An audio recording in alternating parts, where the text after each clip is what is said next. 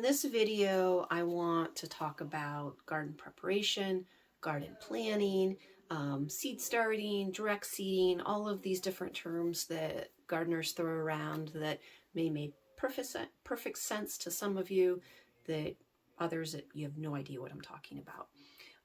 So when I talk about gardening with friends and family, a lot of times I get, oh, I have a black thumb, or I can't garden, or I'm not good at it. And here's the thing, it's a learning process, and there's many layers to this learning process. When our kids get frustrated when they can't do something the very first time they try, at least in my household, we get after them and say, you have to learn. And my daughter's on the other side of the camera pointing at herself. I think when we become adults, we feel like we should just know how to do things, and we don't embrace the learning process as much as we could or we should. So I just wanted to talk about the layers of learning that are involved with having a garden. First thing, like when you're planning a garden or when you decide that you want a garden, you're like, okay, where do I put my garden? How do I prepare to plant my garden? When do I plant it? How do I take care of it? And then when do I harvest things? Once I get them, what do I do with them? There's just all these different layers. Like, okay, now I've mastered, when to plant. Well, then I need, how do I take care of the plants? And when do I harvest? Okay, now I harvest. I've had plenty of things where I'm like, okay, I know I can plant turnips and parsnips when it's cold. So I'm going to plant those, and then I don't get around to harvesting them when I should. I let them go too long, or I harvest them and then I put them in my fridge and I'm like, I don't know what to do with them. So we need to have grace for ourselves as we learn the process. And it's okay when it's not perfect. So I've gone through many layers of preparation for my soil. I've done double digging. I've done where I've just laid down brown paper, put some compost and leaves on top and letting it break down. I've let chickens prepare a space. I definitely have some favorites. I'm heading more towards no-till. It does seem like you're going to have a much healthier soil by not disturbing it, by allowing the soil structure and the things that are naturally there to be there and not stirring it up and damaging what nature has done on its own. So that's kind of the direction I'm going now. If I were going to be starting a garden from scratch, if I had a place where I felt like the soil was decent, as soon as I was able, I'd probably lay down some brown paper, some leaves on top of that, maybe just tarp it or just water that down so it stays on there, and it kills the grass underneath by laying the paper and the leaves on top. It encourages your worms to come up through, aerate the soil, and just prepares your garden bed for you. Or you're going to build a raised bed, and then you need to purchase some good soil to go into that. Really, the idea of organic gardening is you take care of the soil, and the plant takes care of itself if you give it good soil and good nutrients to grow in. I don't have a lot of experience with raised beds. I've done mostly in bed gardening. So you need to prepare the soil. Like I said, I feel like just laying something down, killing the grass underneath, and giving yourself a place to start is the best. The other ways are rototilling and different things like that. So we can talk more about that later. In the area I plant, which is in Western Pennsylvania, you can start your cold weather things in around St. Patrick's Day. Again, this is a guideline. It's like parenting. There are guidelines for you taking care of your child. It's not like there's a specific rule for everything that you do. So around St. Patrick's Day is when you can plant cold weather things. And your cold weather things include peas. You do want to soak your peas, or you don't have to, but they'll germinate better if you soak them for around 24 hours before you plant them. Kale, cabbage, And actually cabbage, I typically start as plants ahead of time. Let me come back to that. Lettuce, Swiss chard, arugula, all different kinds of lettuce, all different kinds of greens, turnips, radishes, I think rutabagas, those kind of things. Now, if you're sitting there thinking like, I don't like radishes, I don't like them in my salads, they're too peppery. Roasting radishes are absolutely delicious and it takes away the peppery taste. So it's one of those things that's nice to get that out of your garden, because a lot of the things you get are greens and that kind of thing early, and it's nice to have like a root vegetable that you can make like a nice little more robust dish that you're roasting it, a little balsamic on it. It's delicious.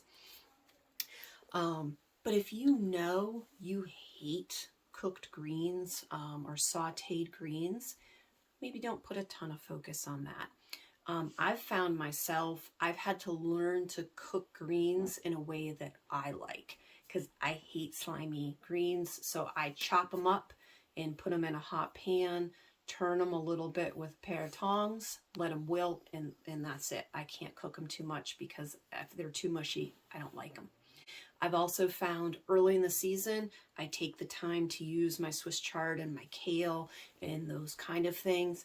As I get further in the season and there's more coming out of the garden, I don't get to the kale and the Swiss chard as much just because the other stuff's easier. And sometimes I'm lazy. When you're planning your garden, think about the things you enjoy eating and that you know you will eat. If you're going to plant greens, I highly recommend having a salad spinner. So if you can wash them, that makes life a lot easier. I've also discovered, one, kids love using a salad spinner, so that's fun. My daughter's on the other side of the camera nodding her head. I've decided that I only harvest what I'm going to use, because I've found if I harvest a bunch and have it sitting in the fridge, I don't get to it. For whatever reason, I don't know. So I harvest the amount that I'm going to eat. We eat that. We have a small flock of 8 chickens, so if there's just a little bit left over, the rest goes to the chickens. And then I find I do a better job keeping up with harvesting lettuce on a daily basis, because the more often you harvest your lettuce, the better it's going to do. If you let it go too long, then it gets too tough, too bitter, too tall, it seeds, that kind of thing. So harvest often, eat it often. Pretty much once greens start coming in, I'm harvesting lettuce almost every single night. So I've got my trusty CD case that has been repurposed for my seed storage. And we've got our kales. My daughter's being a goofball behind the camera. One thing I did discover recently, I love arugula. It has kind of a spicy taste to it, but I like the texture of it. It adds a lot of flavor to a salad, but it's very good sauteed in frittata or quiche, or just in like a quesadilla when you're sauteing a bunch of things like that. Also mustard greens. A selection of like a little bit of Swiss chard, a little bit of mustard greens, a little bit of arugula, and a little bit of kale. Saute some onions and garlic, throw in that, a selection of greens, and just barely wilt that. Put a little balsamic over it and eat that with some potatoes and a fried egg on top. Is delicious, and it's a nice early season thing to eat. I've started doing a lot more radishes because, like I said, they are delicious roasted. Now, confession, I've been doing turnips. I'm not as good using my turnips. I have some sitting in the fridge right now from when I cleaned out my garden. That's one thing I'm working on, is using those kind of things. Carrots are, I've had a little trouble getting them to germinate. I have been doing better. They're a cooler weather thing. They can handle some frost and some cold. So you can plant those early and you can plant them late into the fall. I found they don't do as well right in the middle of the summer. All right, so we want to talk about the things that we're planting. I just want to go through all the cold weather things that we can plant. Now, the things that we want to plant as started plants. are like broccoli, cauliflower, Brussels sprouts, and cabbage. Those are the things I actually, in our first video, we posted our seed starting of those, and that was January 23rd. Again, in the area that we plant in, kind of the general guideline for when we can set those things out is the middle of March, around St. Patrick's Day. So 8 to 10 weeks before that is when we want those started, or you can, of course, also purchase those in a nursery.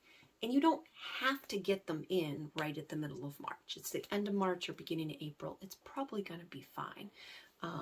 I've come to the conclusion that if I don't plant it, I definitely won't get to harvest anything from it. So sometimes if you're wondering, is it too late for this thing?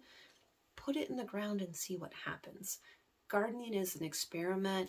You need to learn, and sometimes maybe you didn't get to harvest from that plant, but you learned what the window is that you would need to be able to get a harvest from it. And that's not lost if you've learned something from the process. So I typically aim to put my plants out to direct seed my peas and some lettuce and kale and Swiss chard and mustard greens and arugula around the middle of March. And then I want to set out sometime between the middle of March and early April. I want to set out my broccoli, my cauliflower, my Brussels sprouts, and my cabbage. Now, something with brassicas, that's those things that I just listed are all in the brassica family. Cabbage moths lay their eggs on these things. They're little white moths, and they hatch to green worms, and they eat your plants.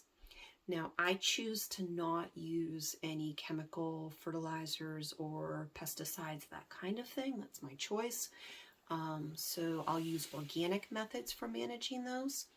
The thing that I found is absolutely the most effective is netting them.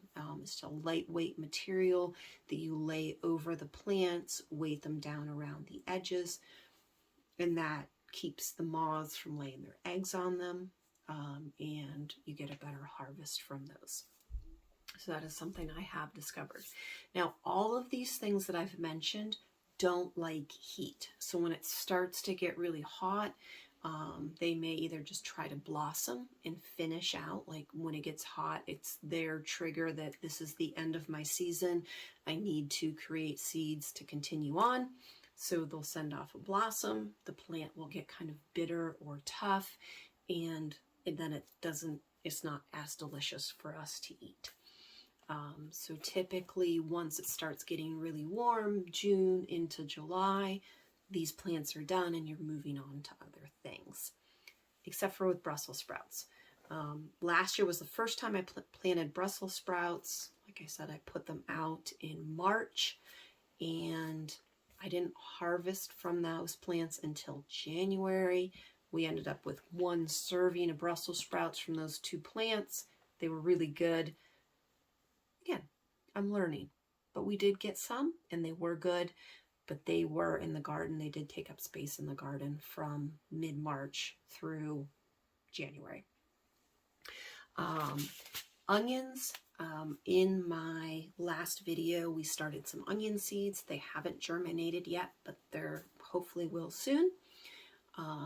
You can choose from sets or starts. Sets are the plant from the seed from that year. So I just said that backwards. Starts are what are from the seed, and they're the started plant.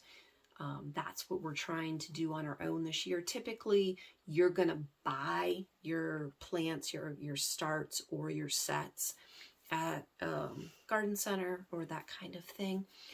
We're trying to do our own this year. But the starts are from a started plant. You start the seed and it's from that season. Sets are onions that were started the previous season, grew some, and then you're going to plant them the next year because they are a biennial. I'm trying to do all starts this year because I've been told they store better. So that's the plan there. For me, I choose to do a lot of onions because a lot of our recipes require onions. So as soon as I have our onions that are coming out of the garden, there's a lot of recipes I can make from that. I feel like this video is getting a little long, so I may cut off with the cool weather things.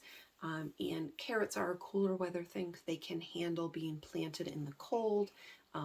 They don't seem to do as well in the middle of the summer. They get really hot, and they don't like to germinate, and they don't like to grow, or they just go directly to seed. I'm just going to go over a few of the other things that I will be starting inside this spring to go out in the garden. About 8 weeks before Mother's Day, I will start my tomatoes, and I'll be doing a video on that. Probably here in the next 2 to 3 weeks, I am going to start my peppers and my basil. Those just seem to be two things that take a little while to get germinated, and then they take a little while to get going. So I will be starting my peppers a little bit ahead of my tomatoes, and I'll be making videos on those things. So the other things I'll be starting tomatoes and peppers, and basil are typically the things that I'll be starting inside. Also planning on doing a video on growing sweet potatoes in Western Pennsylvania, how to make your own starts, your own plants out of sweet potatoes that you may have. Now, I've never done it from the grocery store, sweet potatoes. I've always done it from ones that we have grown. So I'll be making a video on that. And I think I'm going to cut this off from here. I'll do another seed starting planning video that kind of moves past just the cold weather stuff. Thank you for watching.